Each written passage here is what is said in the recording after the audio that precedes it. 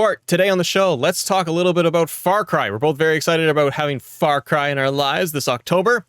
And I thought, and you thought, let's take it a little bit a step further.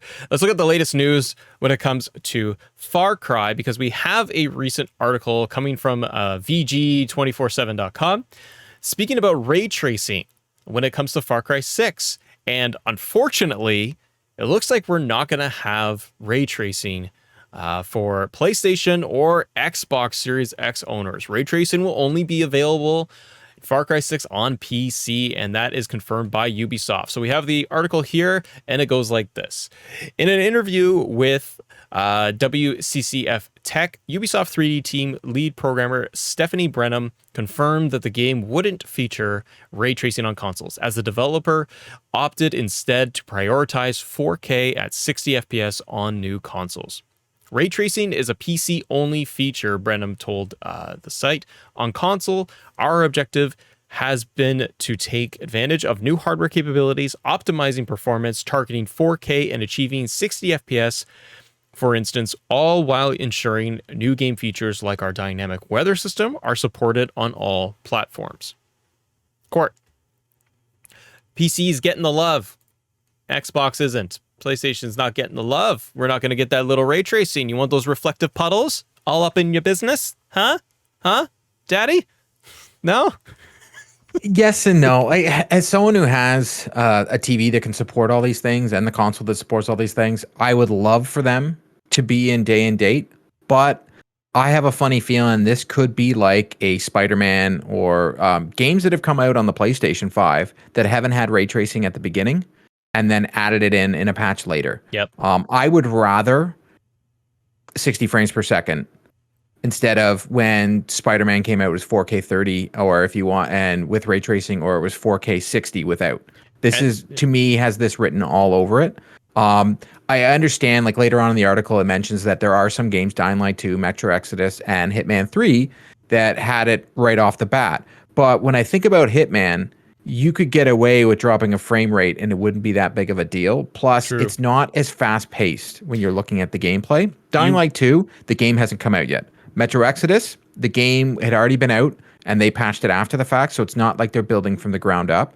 And we probably can figure that this game was in development before they got next-gen console news.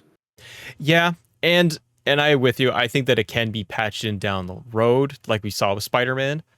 I think, and like games like The Division as well have been patched like a lot to give you updated fidelity and graphics and everything and the enhancements. I'm with you. I'd love to know what the community thinks of this. It's the argument of, 60 frames versus having the HDR, which matters to you.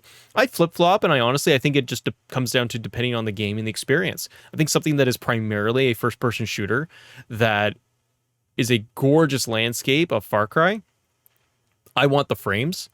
And as I have played more and more games, because I've been console for my whole life, as I play more and more games that give us HDR and give us 60, either together or separate, I am loving 60 frames per second. That smooth experience, having the frame rates work, especially for the amount that is like of textures and everything that is on screen. You're running through that thing. You're driving fast. You are jumping in and out. There's explosions. There's a lot of characters on screen too, like NPCs and all that. There's a lot going on in Far Cry in any given moment. You want it to be as smooth as possible for that experience.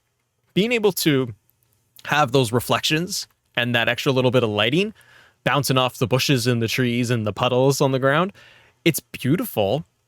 But moment to moment gameplay is what we thrive on, I think.